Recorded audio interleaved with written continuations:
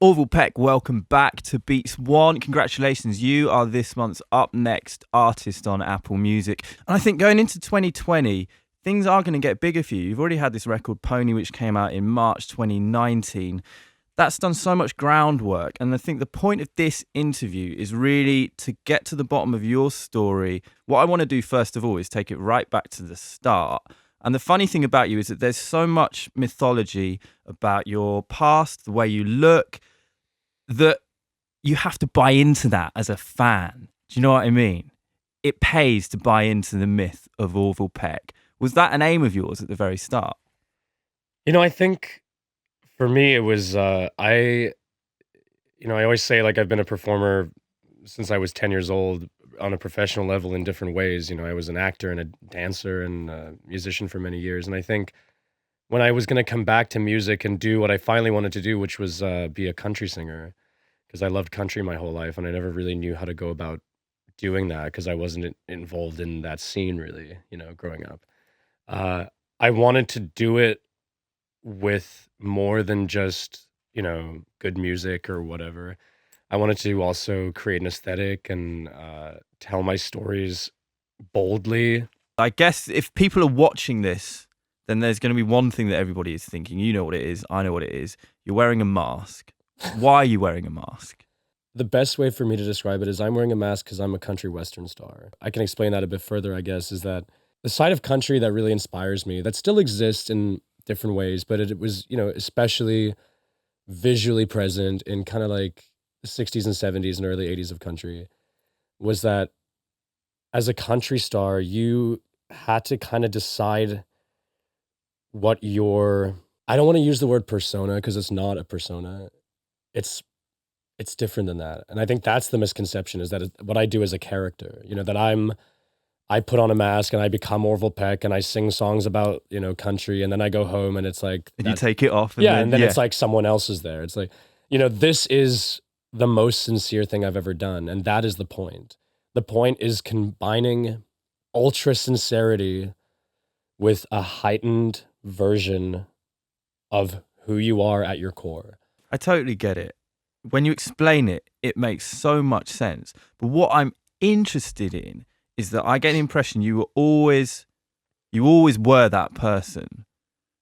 Presumably, you at some point growing up discovered Dolly, country music of that era, people wearing these amazing get-ups where they enhance who they are and they just put it all out front for everybody to see. How much of a revelation was it for you actually realizing, yeah, this is what I've been looking for. I knew this was always inside me. Now I've kind of got the key to the door and I've opened it up, and this is how I become me.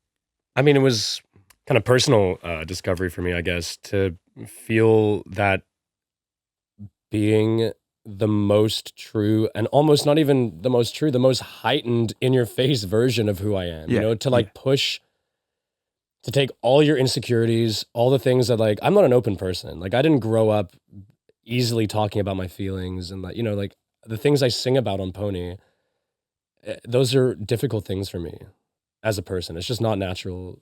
It doesn't come naturally to me, so taking who you really are at your core and forcing it out in the open, and not only forcing it out, but forcing it out in the biggest, boldest way you can manage.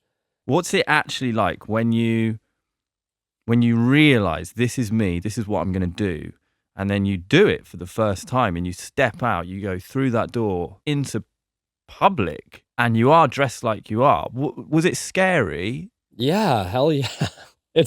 Where were you? Can you remember? The first show I played, I literally convinced a group of 4 people, 3 of which are still my bandmates, to play in this band, make a type of music that they didn't necessarily play before that.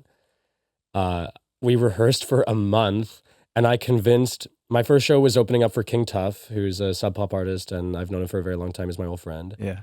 I basically asked a favor that we could open the show, and we didn't even get paid for the show because there was no budget. So we literally opened up for free at a show. It was in Toronto, and I was lying to every record label, telling them that we had all been playing for a long time and that I had all of this stuff lined up because it was terrifying. And then add that with walking out like this. So no one in the audience had any idea? None of these No, record label people who turned up? It was terrifying. I mean, I'm not someone that gets, look, I've been a ballet dancer, at a professional level. Nothing scares me performance-wise. I was really terrified. This is so interesting though. What drives a person to do that? Because that, I think, is what separates artists from non-artists. It is that ability to reach deep into your soul and pull out things which maybe most people try and suppress and push away. And not only are you pulling them out and dealing with them on a personal level, you're putting it out there in front of everybody else in the entire world.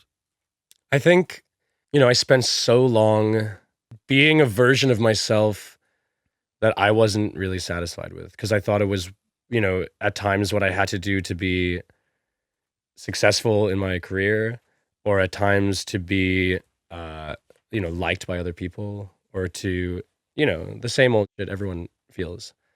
And I think I finally got sick and tired of that. And I knew that I had, a passion to do something different and to do something I really cared about, and to do something that I wanted to have integrity and artistic merit and make me feel fulfilled and know that it was something true to me.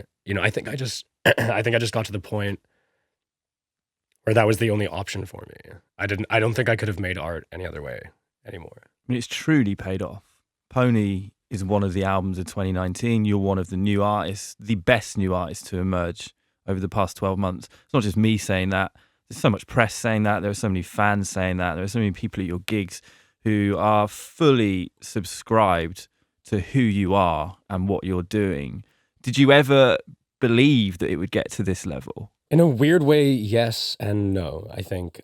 I think I had, dreams of all of this stuff, and I think I focused really hard and was passionate enough about what I do, and put enough hard work into it. I think if I didn't believe in it, I don't think it would have been possible, I guess, is the thing. There's a great quote, and I'm going to read it out here. I think it's from a YouTube video, just a fan video. And it says, this is a fan writing about you and about seeing you live. It says, at an Orville Peck concert, you'll have a drag queen standing next to an indie folk rocker, standing next to frat boys, standing next to an 80-year-old couple of diehard country fans. And that's true. I've seen that. And I don't see that at other gigs. I see it at your gigs. It's a strange thing that you've done. You've brought all of these people together. What do you see when you look out at your audience, and what do you think? I mean, I remark about it all the time. I mean, sometimes I remark about it on stage, and I feel really sheepish doing it, because it feels like a funny thing to have to point out. But it is really, it's really amazing. I mean, that is all very accurate. We have, people that would not maybe usually all be in the same room together. I mean, that's just the kind of simple way of saying it. And I think that makes me feel really good, especially since a huge part of what I write about, and a huge part of kind of, sadly, what I've felt my whole life is feeling quite alienated. So then to have like everybody from all these different walks of life come together for something that I've made, I mean, it's also very cathartic for me in a way. It's quite like full circle as well. So it's bizarre, it's weird, it's incredible, and it's very cool. Orville Peck, you are up next on Apple Music. Thank you for taking the time to chat. Thank you for having me.